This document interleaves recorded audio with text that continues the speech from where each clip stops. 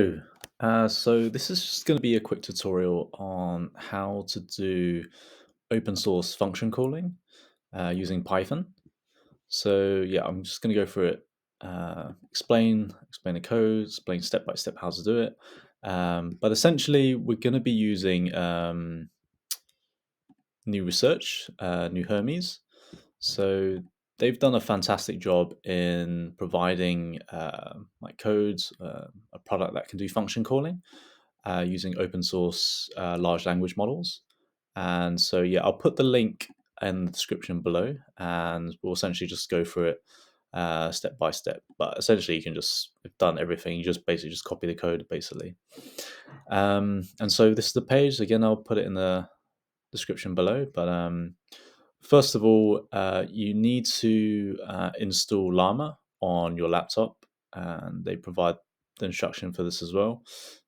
Easiest way for me was just to pip install the Llama, and then you need to pull this model from Ollama, which is a Nous Hermes model specifically designed for function calling.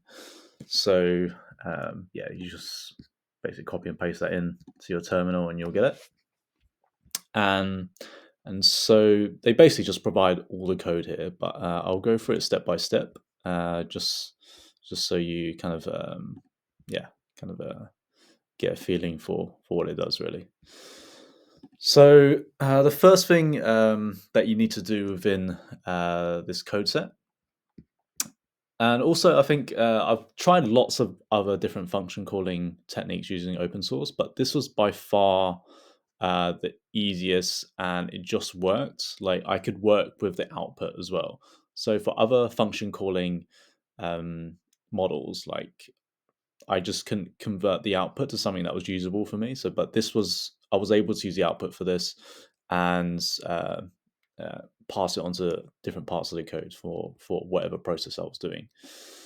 So essentially, this function calling starts with the functions that you want to put in. So this is kind of a copy of the OpenAI example where it's just using weather. And so this is a really interesting from News Hermes. So they've been able to provide different functions for this, and they can chain the functions. So, for example, like getting like a random city or test. So it would retrieve the random number and then put this within the list to get the essentially random city. So essentially, you can chain different functions and provides that input towards the model itself. So um, yeah, so for this, you have to provide a good description for the AI to read. So essentially, the AI will read this comment, read the description, and provides. It will also read the function name, but it's important to provide description and function name for the AI to just understand. Oh, this is the correct function to call if I want to call weather, for example.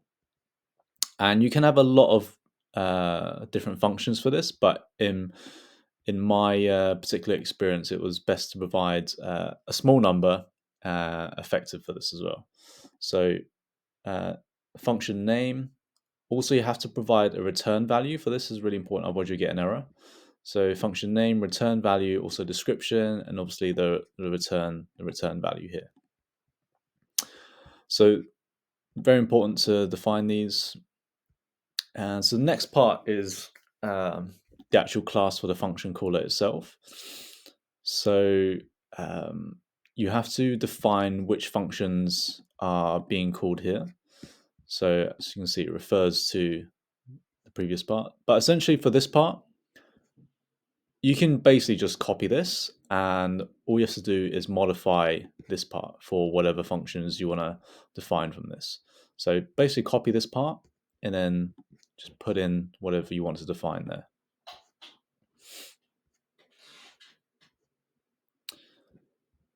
Yeah. So this is the essentially calling the function caller. Again, you don't need to modify this, so you can just copy this again.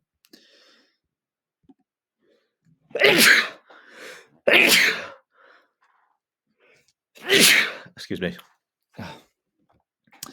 Um, so again, this part, they've done a great job. So you don't need to essentially change anything here. So their prompt works and their system prompts works again. So you can basically just copy this like word for word, and it would just function as as expected.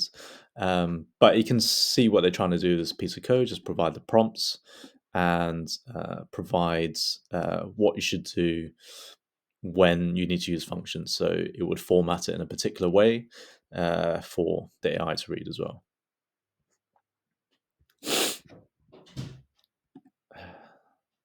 So this part is actually when you actually uh, compose the query for the user, essentially. So essentially, ask a question here.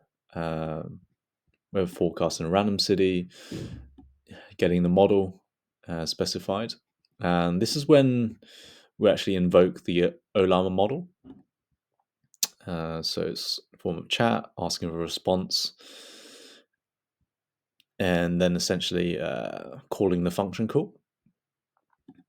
And it will put this in a JSON format for for the AI to read. So essentially, it reads the model, passes in the parameters, and eventually invokes the correct function call. And so essentially, you can see the functions it's called here. So we've asked for a random city, and it's invoked the correct function call. We've asked for the weather, and it invokes the correct function call here, get weather forecast as well. Again, you don't need to change this, so this is all perfectly done. And you just need to provide, obviously, the query there, so you can modify it how you want. Again, the model is very important because this model is designed for function calling. So if you change this model, obviously it won't work. This code is specifically designed for function calling in this particular format, and it just works perfect, works fine for this.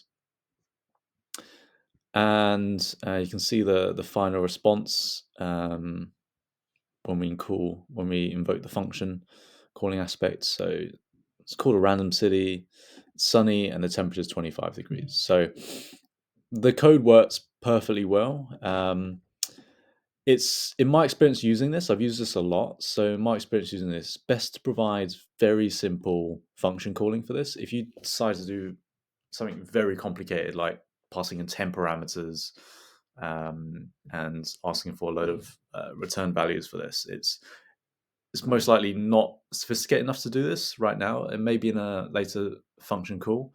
It might do better, but in my experience, just keeping it simple works best. But if you want an open source function call, large language model, I would definitely start with this. It's very easy to use, very intuitive to use from a coding aspect, and it just works really.